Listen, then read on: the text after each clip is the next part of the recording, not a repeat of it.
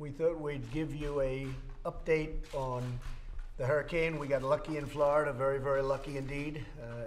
We had actually, our original chart was that it was going to be hitting Florida directly. Maybe I could just see that, Kevin. It was going to be hitting directly, and that would have affected a lot of other states. But that was the original chart, and you see it was going to hit not only Florida but Georgia. It could have was going toward the Gulf. That was what was originally projected, and it took a right turn. And ultimately, hopefully, we're going to be lucky. It depends on what happens with South Carolina, North Carolina, but it's heading up the coast, and Florida was grazed, mostly wind, and we're going to have a report on that. We have been sending through the United States Coast Guard, who have been incredible. They're on the Bahamas right now, and they're helping with the Bahamas. The Bahamas was a big section of the Bahamas was hit like few people have seen before, but we're helping in a humanitarian way. We've been asked to help by the government of the Bahamas, and we have numerous helicopters, and we're sending some people to give them a hand, and they need a big hand. What's going on over there is incredible. Few people have seen anything like that. Although I must tell you, over the years, there have been some hurricanes that were bigger and stronger and more powerful that hit us very hard also. But I just maybe like to start, Kevin, if you could just say a few words about where we are, and then I'll ask the Admiral to talk a little bit about what you're doing in the Bahamas, and then we'll get back to South Carolina, North Carolina, and what we expect. Okay? Thank you, Kevin. Yes, sir, Mr. President. We have Acting Administrator Pete Gaynor from FEMA on the line as well. He's been in Florida yesterday. He's in Georgia right now, headed up to South Carolina, touching base with the emergency managers in all of the states that are on the path of Dorian. Obviously, the hurricane remains a Category 2, a very powerful, very large storm. We are worried about significant impacts to South Carolina from Charleston to Wilmington, as well as the Outer Banks, and it's that triple threat of potentially hurricane force winds, certainly tropical storm force, as well as a storm surge, 4 to 7 feet, and then a significant rain event up to 10 inches or more in parts of the Carolinas. So we've been very well prepared, coordinated fully with the states, a lot of pre-deployed assets ready to come in and fully respond after the storm hits. We're also repositioning some of the assets that were further south in Central Florida. So we're ready for this storm, Mr. President. FEMA and interagency partners supporting the states have done a tremendous job, and we're on our toes, looking forward to responding effectively. That's good. I think we want to also say we were really well prepared in Puerto Rico. We got lucky in Puerto Rico where it missed it by quite a bit actually, but we were ready just in case, and tremendous supplies, people, a lot of things going on in Puerto Rico, and they were very happy, and it worked out very well at the optimum because they didn't get hit, but it took a different path and it hit the Bahamas very hard. So again, we're working with the government of the Bahamas at their request, and we have a lot of people helping, and we have most importantly the United States Coast Guard, which has done so incredibly well in Texas and Florida and in Puerto Rico in the last hurricane, the last big one. Admiral, if you could say a few words about that. Thank you, Mr. President. Thank you. Just to reinforce the Secretary, we're ready domestically here from Florida up through the Carolinas for Coast Guard, part of the DHS FEMA team, sir. So we're 100% ready to roll there.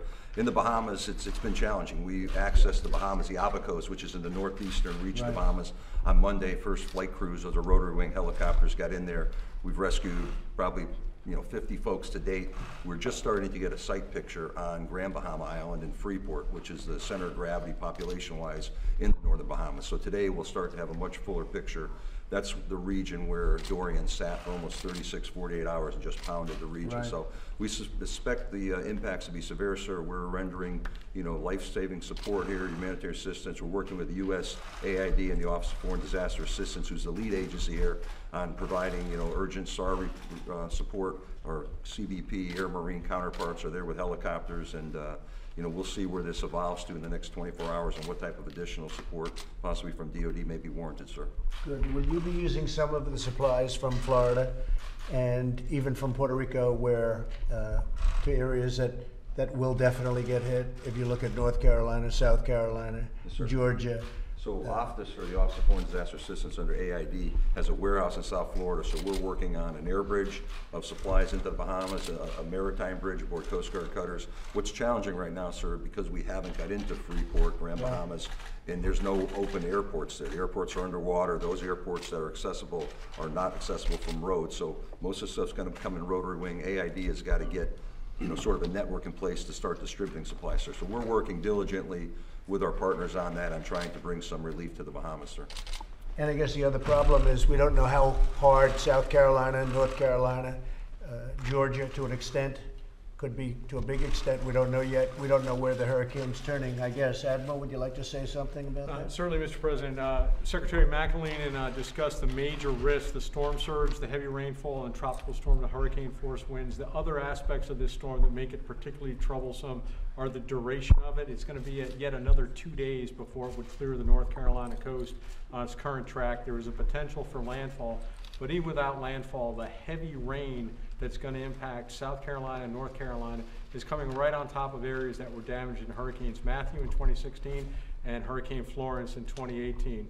So FEMA is well prepared for what they're calling response on top of recovery. These are communities, families who have already been affected by previous hurricane seasons. It's pretty amazing. This is the original path that we thought, and everybody thought that this was about a 95% probability, and it turned out to be not that path. It turned out to be a path going up the coast, and we'll see where that happens now. There's even a chance that it could start going further right. That could happen. That would really be luck. But we certainly got lucky in Florida. Now if we can get lucky in Georgia, and if you look at South Carolina, North Carolina, but it could even extend beyond that. So we're talking about Virginia. Hard to believe. So we'll see what happens, but it's a very erratic, a very slow, very powerful hurricane. It's built up tremendous water and water supply. Like few have seen, Texas had something similar where the water was tremendous. The water dump was tremendous, and we have that here. But again, it looks like Florida is going to be in fantastic shape by comparison to what we thought. We thought it was going to be a direct hit. We were thinking in terms of Andrew, Hurricane Andrew, from many years ago, where it went right through the middle of Miami, and that was a disaster. And so we're very happy about, so far, Florida, and we'll see how it comes with respect to other states, but it's starting to move up along the coast. It's a little bit further away, I think, than we would have projected right now, but it can rapidly turn left or west, and we hope that doesn't happen. But we're very well prepared. Everybody's been incredible. I have actually Peter Gaynor is on the phone listening to what we're saying. Peter, do you have anything you'd like to add? Yes, sir. Sorry I couldn't be there with you today. You know, more than 2 weeks ago, when we started planning for this storm, our guidance was big storm, big response, and we are ready to go today. And really, this is a whole of government effort. Federal resources are positioned throughout many states, and we're ready to respond to any response from multiple states or a single event. And again, we follow the storm up the coast. We'll continue to do that until Dorian is not a threat. Just to give you a quick overview of some of the resources that are in the field right now, 4,000 federal responders are deployed, and that does not include the 6,000 National Guardsmen that have been mobilized.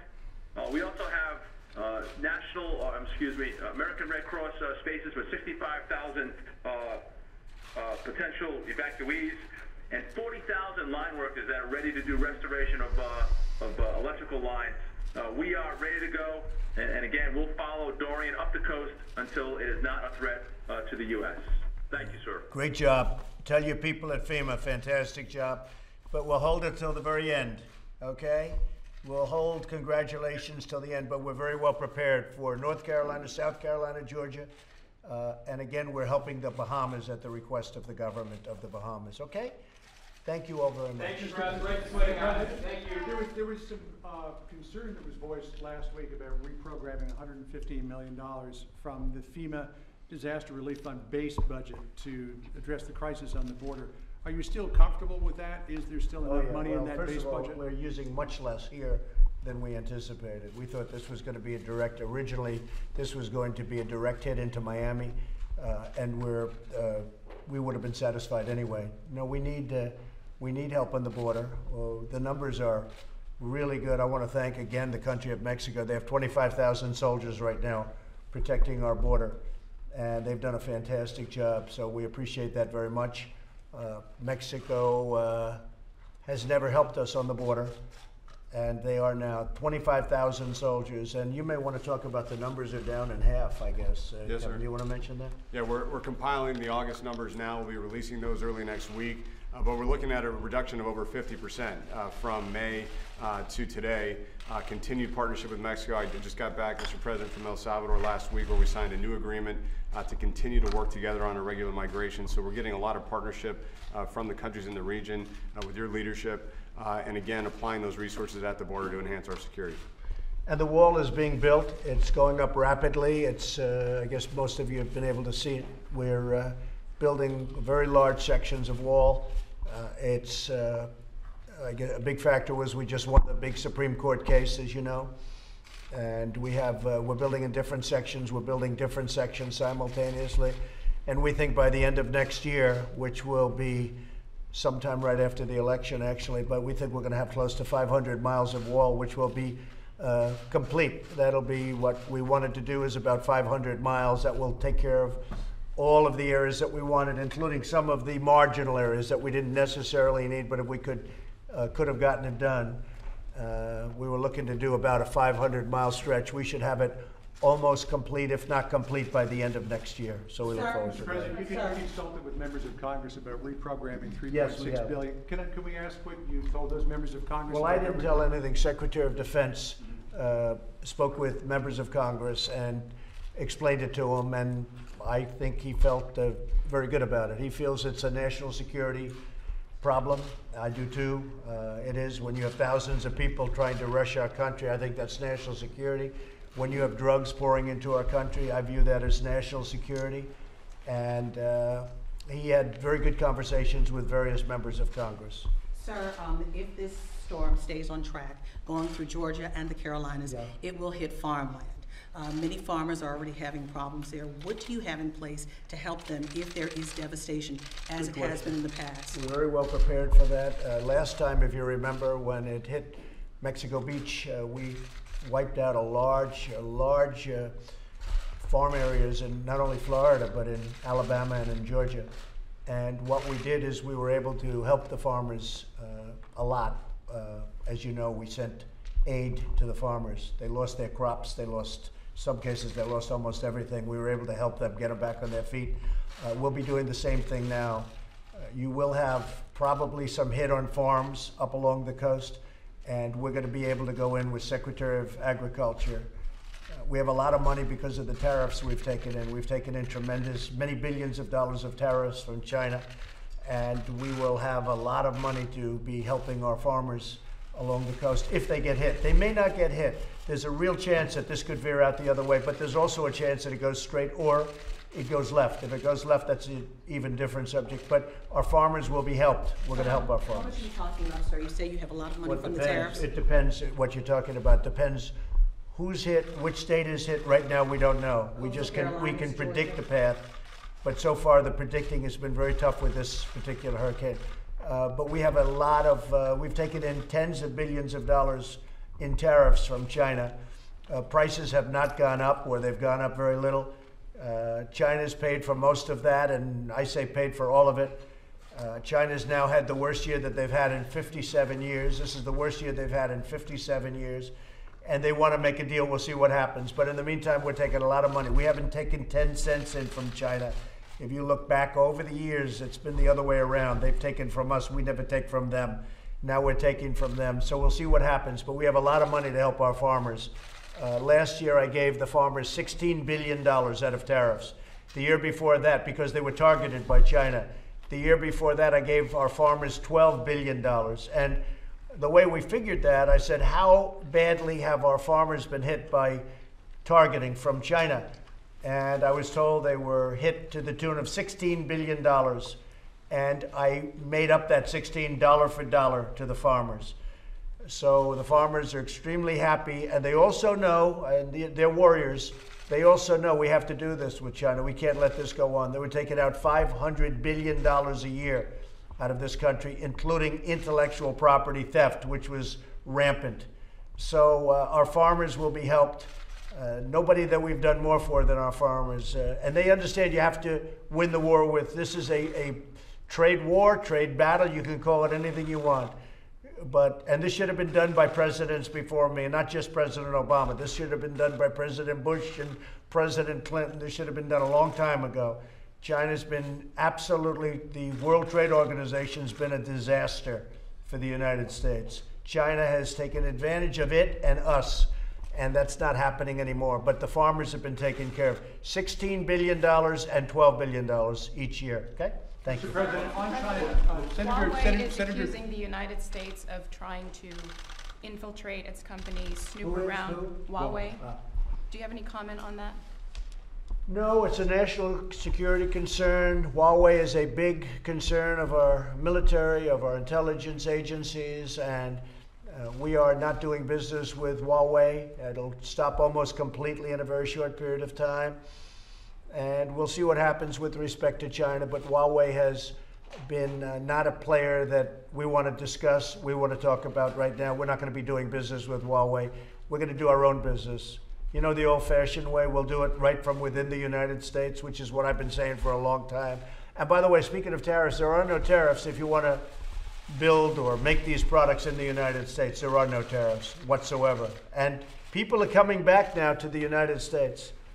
Mr. President, in large numbers. Senator Daines and Senator Perdue just returned from a visit to China where they met with the Vice Premier, Liu He. Did you approve that meeting, and was it helpful? I approved it, and my people approved it.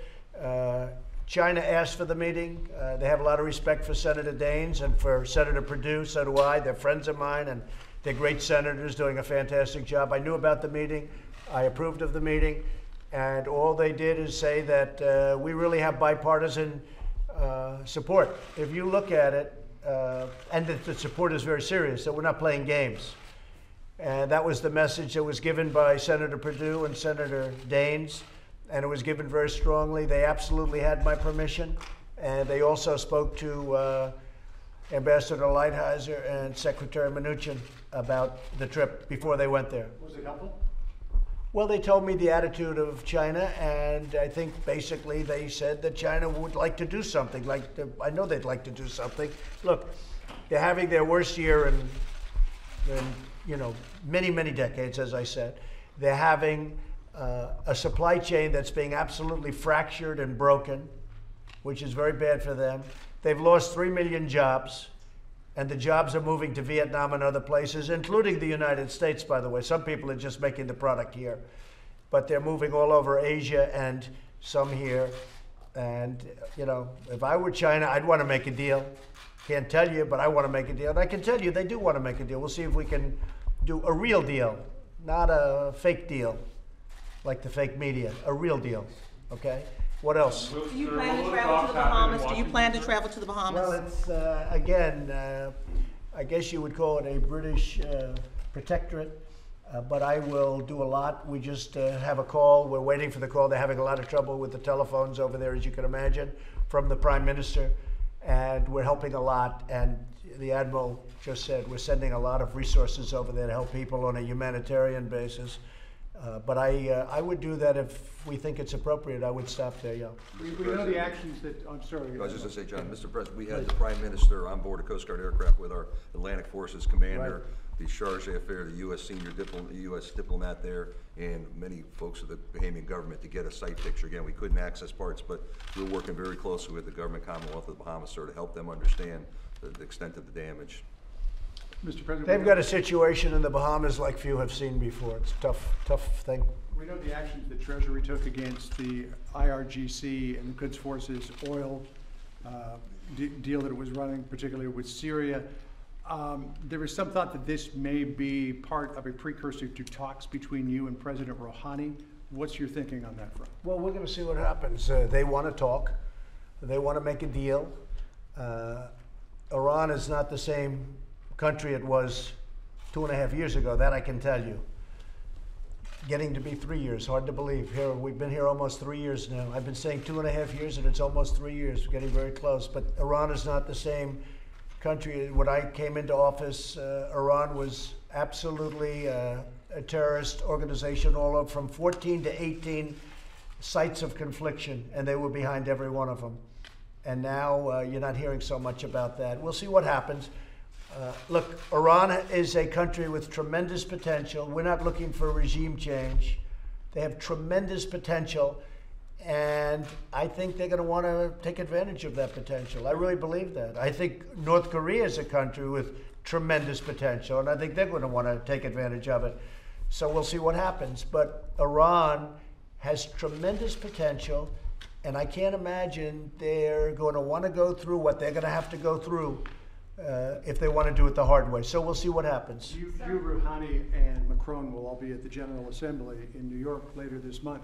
Could a meeting potentially happen then? Well, I don't know. I mean, I very much appreciate President Macron, his involvement, but we're not dealing through President Macron. People are dealing with us directly. We don't have to go through another country. We've had a lot of help if we want it from Japan. Japan is one of their biggest, possibly their biggest buyer of oil. They have a big relationship. That's Prime Minister Abe. So we don't need anybody to deal. We can deal directly if we want. Sure, but other countries are offering help. They'd like to see it straightened out. But they also agree with me. We had a great G7, and they all agreed no nuclear weapons for Iran. They all agree. No nuclear weapons for Iran. Sir, but the Iranians have said that they don't want to talk to the U.S. until the U.S. rejoins the JCPOA. So how do you square? No, well, that's not their last statement, actually. But they did say it in a different forum. They said until we do certain other things, like drop sanctions, and that's not happening. Okay, that won't be happening. They didn't say quite the way you said it, but they said it with the same end result, and that won't happen. Is it possible that there could be a meeting between you and Rouhani at the UNGA? Sure, anything's possible. They would like to be able to solve their problem. They got a big problem. They're getting killed financially.